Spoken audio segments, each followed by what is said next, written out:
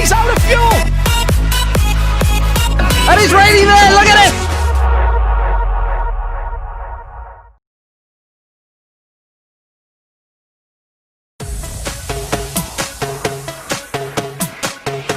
Come the end of the Hockenheim meeting in 2 weeks' time, if you pull off an overtaking move, you are always inherently having a risk. And look at this, he's doing it again round the outside. The Audi, though, of Langeveldt is shrugging him off, having none of it. Look at Michel Halder back in the mix now in third place as well. That was a brave move, and thought for a moment he was going to get through. So did he, I think, but it wasn't to be. And Langeveldt fends him off. The Dutchman fends off the German for now, because this race is not yet done. He's going to be kicking himself as well. So you've got to try to not think too much about the championship situation and points. And you've got to try not to be too safe, because the minute you go defensive and on the back foot, you invite trouble. And bearing in mind, there are 3 cars not far behind. Here he goes for the lead of the race, swings to the inside at the last second. He's going to outbrake himself, he's going to run wide, and he's going to lose the lead on the exit to the corner. Langeveldt gets him back. What a scrap this is between the 2 key championship protagonists. First and second they remain. Project, the leader of the championship coming into this race, is in 4th place. Michel Halder in between them in 3rd place. You could almost see it being won by a point or 2, or even going on count back of race wins. It's that close this year. And Langeveldt knows that he cannot let that young German through. He cannot, if he wants to go into the finale as the championship leader.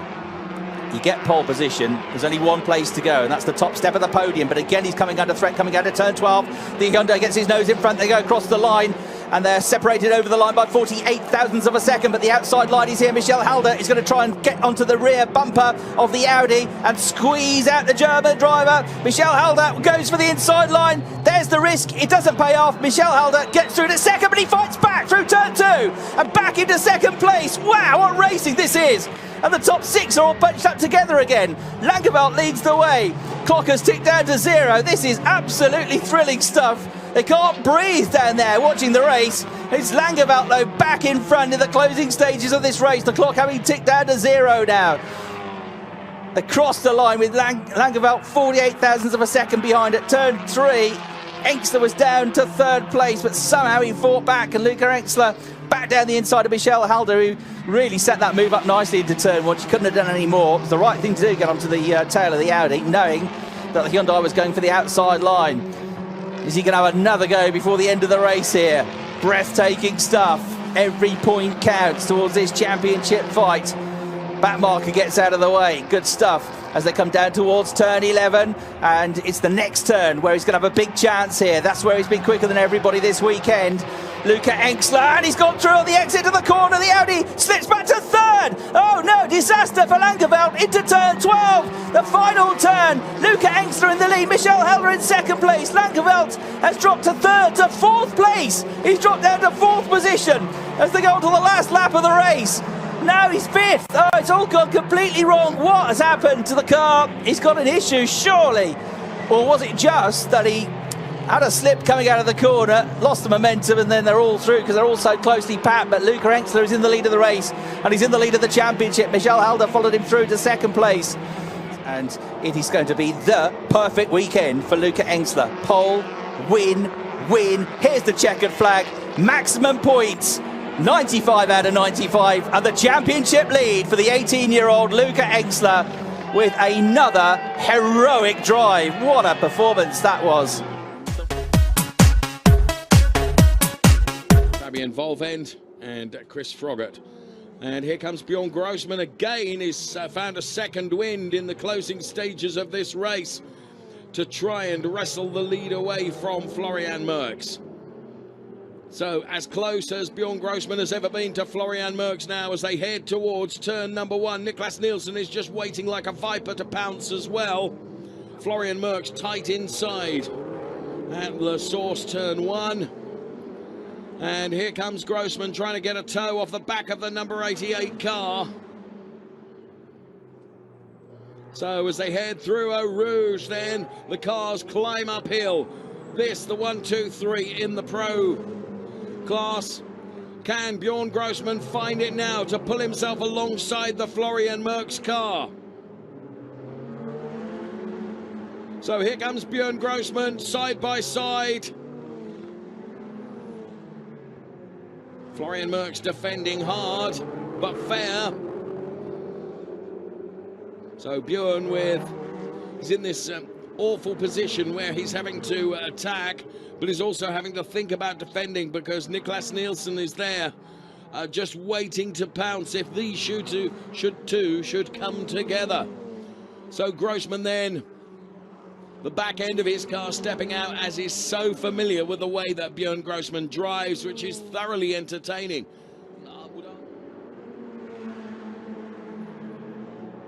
So here comes Björn Grossman now, side by side, once again with Florian Merckx. It's through the bus stop where you have to start to set up an overtake manoeuvre. Florian Merckx runs him wide as he dares.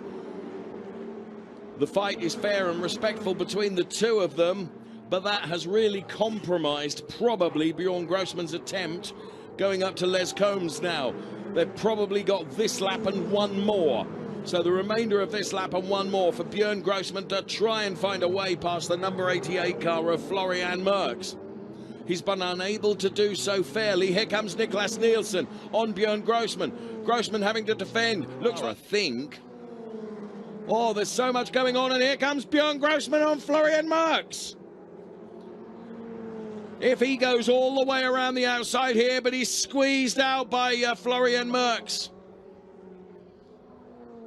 So Grossman is going every single way he can to try and get by Florian Merckx. They're going to have one more lap. Niklas Nielsen also trying to take advantage too. Oh, and look at the tension in the Octane 126 garage. Now here comes the young Dane, the Formula Racing Niklas Nielsen. Has Grossman got a problem with his car? I have a feeling he has. It's not handling as well as it once was. Has he got a slowly deflating tyre? Has Björn Grossman got an issue with the car? No, the pace now seems to be back together again. Just looked very unstable going through the Source turn.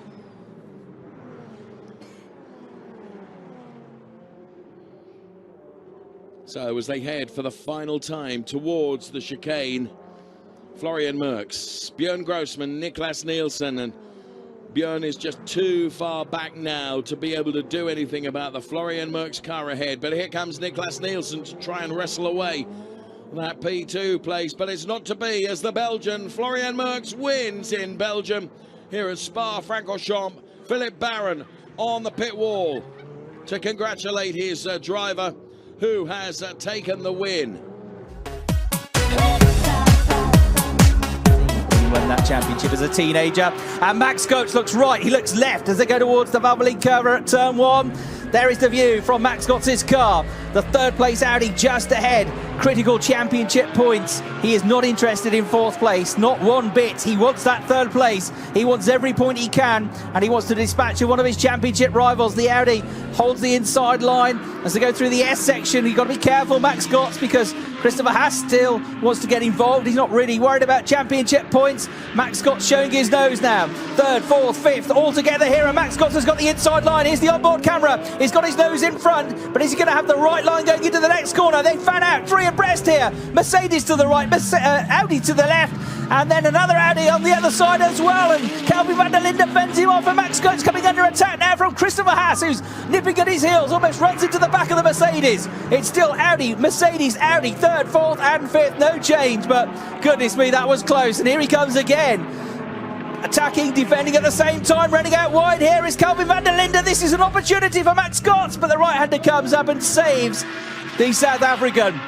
Third for now, but this is going to be an extraordinarily long 6 minutes, isn't it, to try and keep Max Coates behind.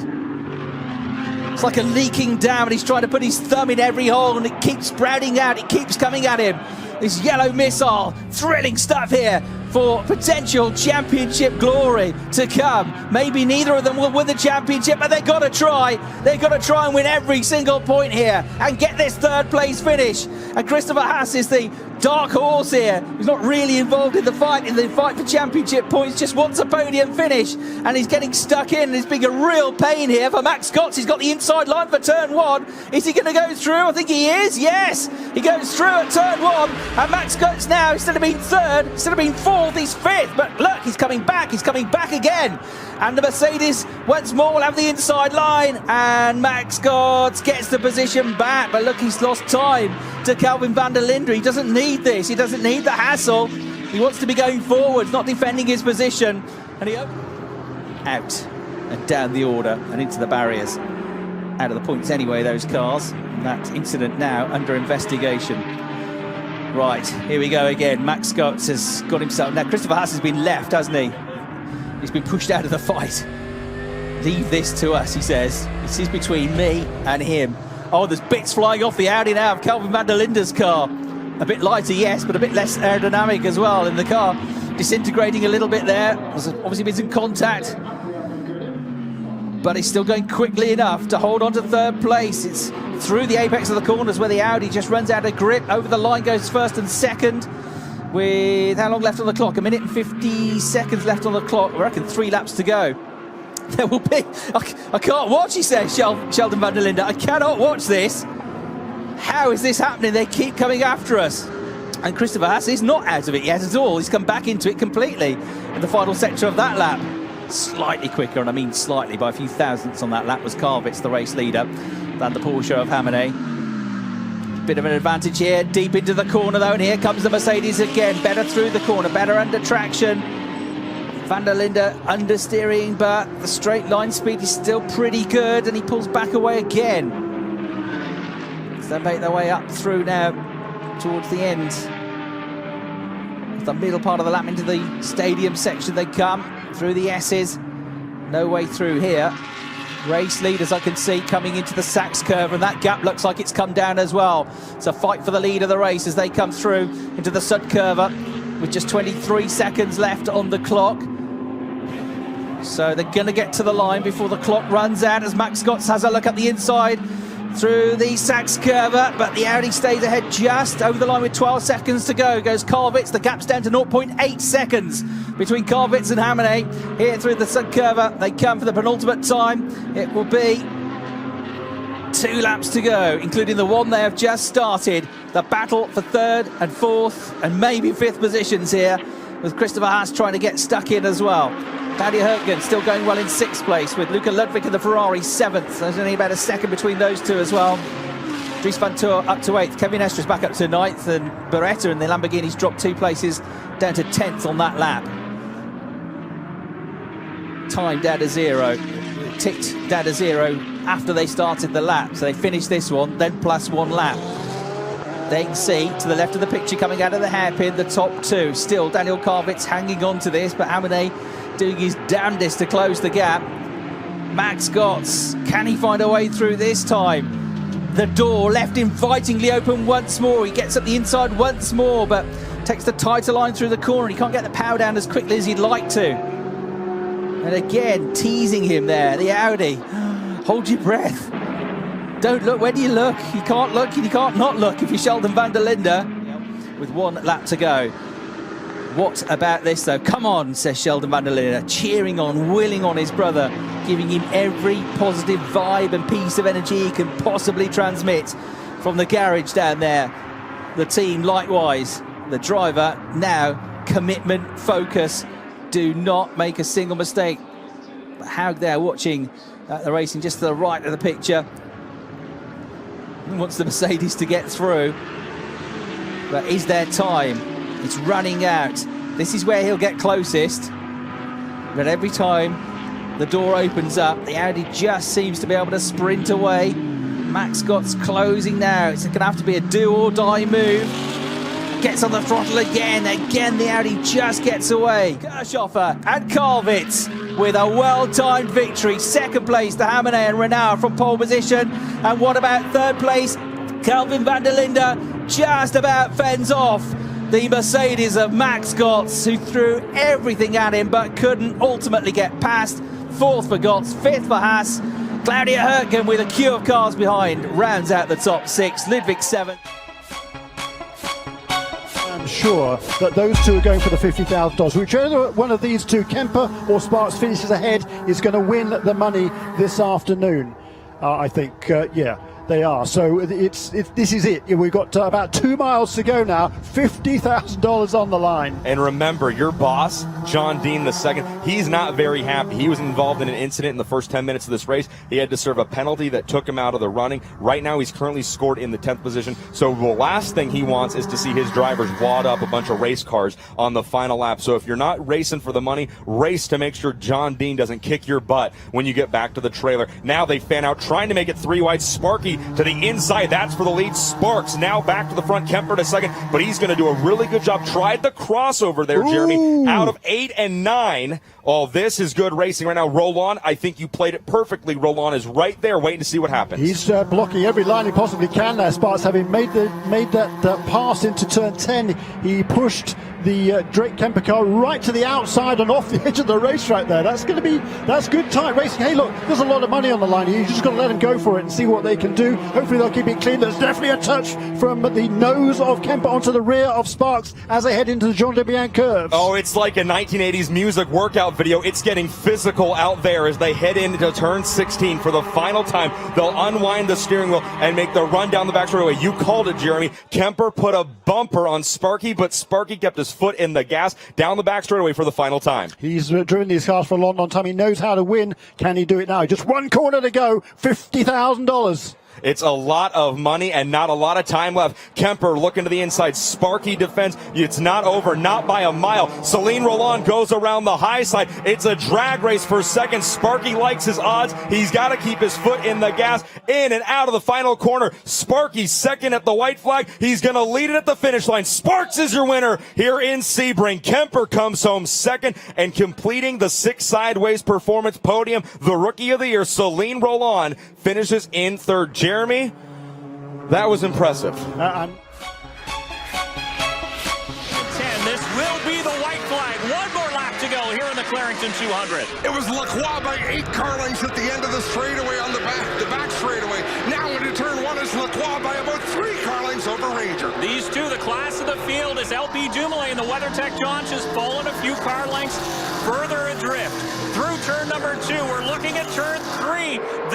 For the final time, and they both get a little crossways. Ranger took a more efficient line, a tighter line down through 2, and it's paying off as he goes into turn 3. Andrew Ranger right up on the back bumper of Kevin Lacroix. Closing on a limping number 18 of Alex Tagliani. Will that play a factor? There you see Tag up in the distance. In through turn number 5 now. Lacroix and Ranger is striking distance. Here he goes. Oh, Kevin Lacroix around up the front bumper of Andrew Ranger. And around the outside goes the 47 of LP Dumoulin. Into the lead. Smoking the rear tires is Kevin Lacroix as he gathers it back up. Dumoulin, your new leader. Ranger in second and Marc-Antoine Cameron, the 22 up to third. LP Dumoulin by 20 car lengths down into turn number 8. All he has to do is finish clean to make his first win in how many seasons, Dave? Since 2014, it's been 40 starts since the driver of the WeatherTech Dodge. He won the championship back in 2014, but he hasn't tasted victory lane in a long time. He'll do that today in race number 1 here at Canadian Tire Motorsport Park. Boy, Kyle, it looks like Colton loses a little bit down the exit of turn number 4. That's going to set up a race. Norman to the outside. They are side by side for the lead. 7 to go here at Gateway. Norman's not close enough yet to pull off the pass, but he is right there, Mark James, down the backstretch. I tell you what, Colton Herta put a little pool cue chalk on the elbows. He made him plenty wide in that entrance into turn number 1, but Norman comes storming back between 3 and 4. These are teammates, but they are racing for the win. Can Colton Herta get that car to stabilize out of turn 4? Not nearly as much. Here comes Norman. They're wheel to wheel across the start-finish line. Norman's going to have that outside advantage into turn number 1. Can he get the run out of the corner? They nearly make contact, Mark James, with 6 to go. Car looks pretty strong. Both of them do off of the turn. Norman's able to get to the bottom of the racetrack. Herta tries to shut the door and can't. They're side by side into turn number 3. Colton Herta left the bottom open, and Ryan Norman is right there. Norman now on the bottom. He'll storm out of turn number 4. He will grab the lead. Ryan Norman Norman goes to the lead, gets a big applause from the fans here at Gateway. Back comes Colton Herta. Herta to the bottom of the racetrack. They're side by side again through turn 1 and 2. Boy, but how strong is that car, Nick, to the high side of Ryan Norman? You would have thought Herta would have had control of the racetrack since he went to the bottom. Not so, says Ryan Norman. I'll make the high side work as he has done the last several laps. And he's got a little bit of breathing room. We'll call it a car length or two. That's what you categorize breathing room, as good as this battle has been. Out of turn number 4, just 4 circuits remaining here at Gateway. Colton Herta's got a nice run. Norman will protect the bottom. Herta's going to try the outside into turn 1. Doesn't look like Colton's car is as comfortable to the high side of the racetrack as the car of Ryan Norman is. He has made the high line work for him, and it could pay off in a victory, although here comes Colton Herta into turn number 3. Kyle, what a battle as they arc into turn number 3. This is a great battle, and Colton's going to have to be a very quick learner here because he hasn't had the chance to run the whole race behind another car. He seems to be doing a good job. Got a run here going to the front straightaway. Boy, they both go to the bottom of the racetrack. Norman to defend, Herta trying to attack. Herta goes to the outside. That is a long way around, and he just can't get that car to stick out of turn number 2. The advantage is 1 car length. I think Ryan knows that Herta's car is not comfortable between 1 and 2. That's why he's protecting the bottom, even though his car is very fast to the high side. He gets to the bottom again between 3 and 4. Pretty smart driving the last couple of laps defensively for Ryan Norman. Norman kept that car pinned right to the bottom of the racetrack through turns 3 and 4. 2 to go here at Gateway. Herta's going to look to the inside. Norman left the door open. They're going to go side by side. They nearly make contact. I don't know how Herta's right front didn't make contact with the left rear of Norman. They save it, Mark James, down the backstretch. But Herta got to the bottom of the racetrack. But again, Norman's car is much stronger to the high side than Herta's. He was able to hold on to that position. Can he do it? Just a couple of more laps, Nick Gilman, as they come off of turn number 4. Out of turn 4, they'll see the white flag. Norman moves to the bottom of the racetrack to try to defend Colton Herta. Herta goes to the outside, Mark James. 1 lap to go here at Gateway. Wide entrance for Ryan Norman to make Colton Herta lift a little bit. They're at the midway point of the back straightaway. Is Ryan Norman going to go to victory lane here at Gateway? Norman moved up the racetrack out of turn number 2. It looked like it had caused Herta's car to wash up just a little bit. Ryan Norman through turns 3 and 4. He's going to see the checkered flag. Career win number 1 for Ryan Norman as he scores the victory in Indy Lights in an absolutely fabulous battle with Colton Herta across the start-finish line. 0.2 of a second is the winning margin for Ryan Norman.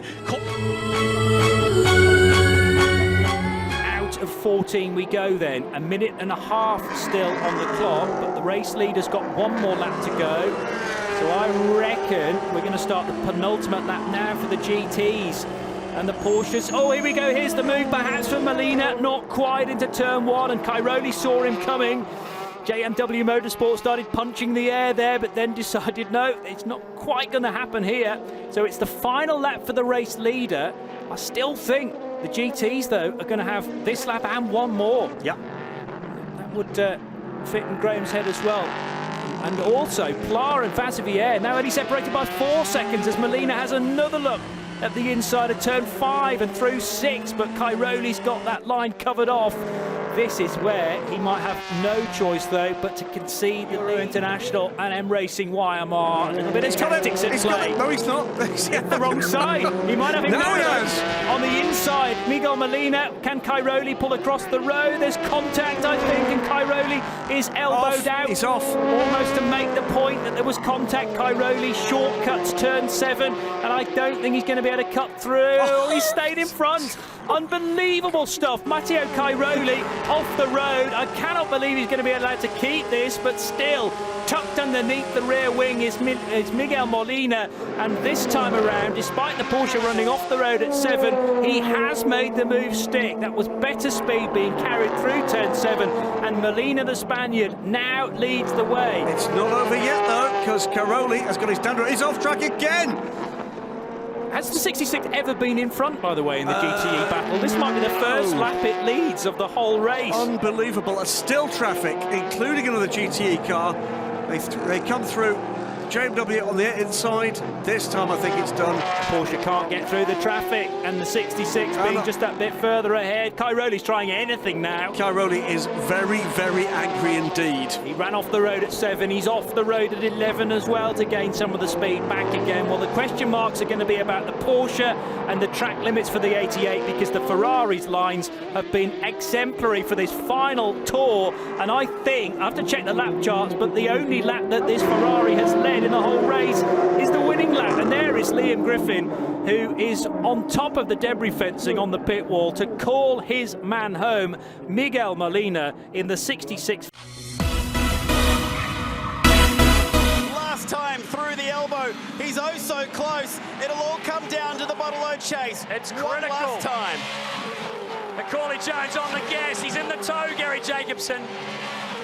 It's a Commodore versus an Ultima down the chute for the last time. Approaching speeds. He shows the nose. Will Macaulay get sucking into it? No, he won't. It's going to be gone. No, he's gone straight. It's exactly what we're worried about. The dust down there, the sand, and Jones goes skating across. He's out. Needs to keep in it. Can he get it pulled up? He was the first one to reach the scene of the dust and the dirt, and he's a goner. Jacobson's gone too, but he's managed to hold on to it for now. Pither locks the rears. Dean Fiore is your race winner in incredible circumstances. Pither's going to get third on the line. And how about this? You can see the dirt there on the apex. They were so close to making it through. He's had a moment. Macaulay Jones had a big moment. Gary Jacobson, I think, at that point, because of that moment and the slowing car.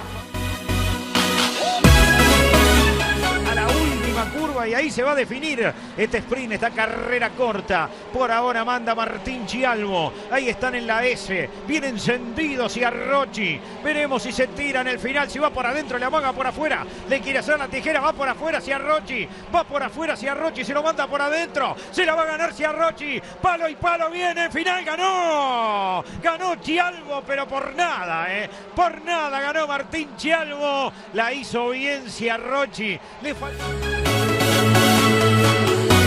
Attention à Reiter qui monte ses couleurs à l'extérieur de Scranen. C'est fait. Reiter et Archambault sont à l'extérieur de Scranen. Il conserve à l'intérieur sa deuxième...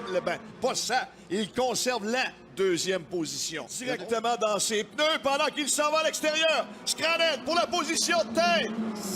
Dérapage au freinage. Ça sera très difficile pour... et Didier, quand même, qui revient bien.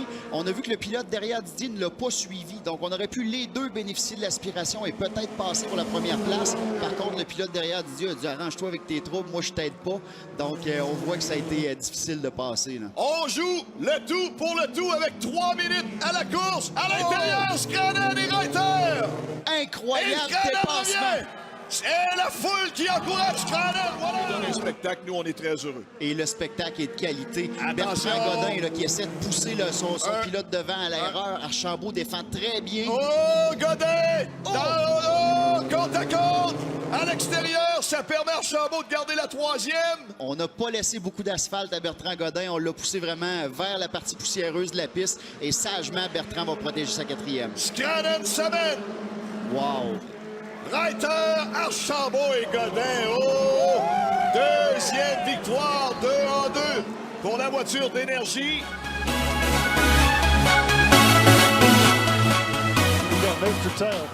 Cross the line. First and second, flash of the lights from Kyle Marcelli, who again takes a huge amount of speed to the apex of turn 1, despite the fact that he wasn't on the optimum line. The right rear Continental folding up, going up the hill. It's a defense there from Patrick Gallagher. Had to. Oh, Gallagher's gone wide, made a slight mistake, and it's pounced on immediately by Marcelli. And they come out side by side. Racing room given there by both drivers, but only barely. They're side by side coming to where we started 1 hour and 57 minutes ago, and the lead has changed, and Marcelli goes to the lead ahead of the Ohio boy. And all of a sudden Tyler Cook now is only 4 seconds behind Patrick Gallagher for second place. A couple of laps ago it was 7 seconds. Yeah, it took... Doesn't have enough fuel. Well, I did think that all of those guys who stopped at the end of lap 39 were going to be close. I'm surprised Fulton has been able to do this as well. By the way, he is still driving very hard indeed. The lead is not over. We're back together again. Halfway around the lap. Has the leader run out of fuel? Is Marcelli out of fuel? I think he is. Yeah. He's out of fuel. Halfway around the lap. It's coughing and spluttering, and the core Motorsport car is never going to hold on to this, surely. He's out of fuel. There was definitely a stutter there. Where's the BMW? Patrick Gallagher is back there, weaving left and right. The 60 car trying to get fuel in the pickup. It's turn 9 and the dash to the line. If there's another cough and splutter now, it will go the way of the Multimatic car. 2, 3 corners to go, 2 corners to go now. Into the carousel. Now, is that the right way for the fuel pickup or the wrong way for the pickup? I think it's the wrong way. The 8 car needs to get right there just in case there's a cough and a splutter. It's going to be very, very close indeed to the line, and it is the win for Marcelli. Wins it by 0.2 of a second. 不试一下冒险的话，那真的是很难超越欧阳若曦。但是刚才这下超越没有成功之后呢，他又被欧阳若曦呢拉开了一定的优势。不过我相信叶红丽有可能还会再尝试一次。绝杀，欧阳若曦呢有点太大意了，结果是被叶红丽在最后一个弯道绝杀。叶红丽第一个冲过了终点线，获得了比赛的冠军。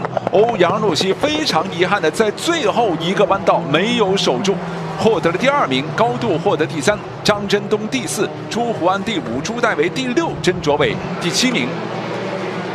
哇，对于北汽绅宝车队来说，感觉大家有点不能接受这个事实啊！整场比赛都守得非常漂亮，结果没想到最后一圈。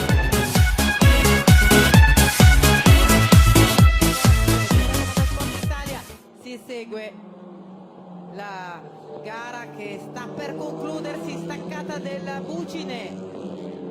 E vediamo se il gioco delle scie potrà dire qualcosa, ma c'è un altro giro ancora, c'è un altro giro perché il tempo è scaduto adesso, quindi ancora un giro per questa bellissima gara che vorremmo non finisse mai, ma il pilota avanti alla Hyundai di pit lane e competizioni con Salvatore Tavano che si mantiene davanti al campione in carica Nicola Baldan che ci prova adesso all'esterno, affiancati i due ed è al cardiopalma, una gara incredibile dal circuito del Mugello in diretta ultimi metri, chiude ancora davanti Tavano, incrocio di traiettorie, vietato ai deboli di cuore, TCR incredibile, AC Sport ha fatto un lavoro incredibile nel realizzare un'edizione straordinaria del TCR Italy. Che conflitto davvero interessante in ogni gara con protagonisti diversi ma sempre estremamente emozionante. Questa volta i protagonisti sono loro, Salvatore Tavano e Nicola Baldan. Vediamo come finirà questa sfida al photo finish, giù l'acceleratore tutti e due ed è un finale al photo finish, bandiera a scacchi. Dovrebbe essere Tavano. Dovrebbe Tavano, qui ce lo dicono per 43 millesimi.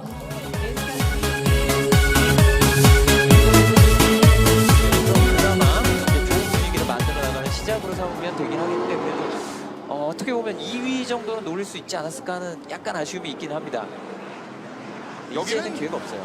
편하네요. 네. 여기는 굉장히 예, 편안합니다. 여기, 예, 그렇습니다. 이 아트라스펙스 듀오는 천국에 와 있는 상황이죠 지금. 그렇죠. 때문만 그냥 가면 우리가 먹었다. 네, 뭐 이런 상황입니다. 게다가 그 천국의 TO는 단 2입니다. 이 2명 외에는 아무도 이 천국에 침범할 수가 없습니다. 왜냐면 그 다음에 김중근 선수의 거리가 더 벌어졌습니다. 그렇습니다. 일단은 김중근 선수도 어차피 이제는 잡기가 힘들다. 네. 3위만 하자라는 마음이 좀 보이는 것으로 보여집니다. 아, 이 천국의 듀오에게 모두 길을 열어주고 있네요. 얼마 남지 않은 그 공간 라스랩을 만끽하면서 코스를 만끽하면서 돌아오고 있는 현재의 상황이 되겠는데요. 그런데 자, 결국 조항우 선수, 야네마 마사타카 선수와의 이 움직임들을 계속 보여주고 있습니다. 자, 마지막 코너 빠져나오는데요. 지금 서로 여기 선택이 마지막에 바뀐 것 같아요. 바뀐 것 같아요. 바뀌었어요. 야네마 마사타카. 마지막에 바뀌었어요. 마지막에 여기서 싸움 0.026초 차. 같이 얻을 수 있는. 근데 원래 안전하게 포인트를 주려면 조금 더 일찍, 조금 더 여유 있게 주는 게 좀 나한테 좀 나는 내주는 거다라는 모양을 만들기 위해서 그런 건지. 근데 보면.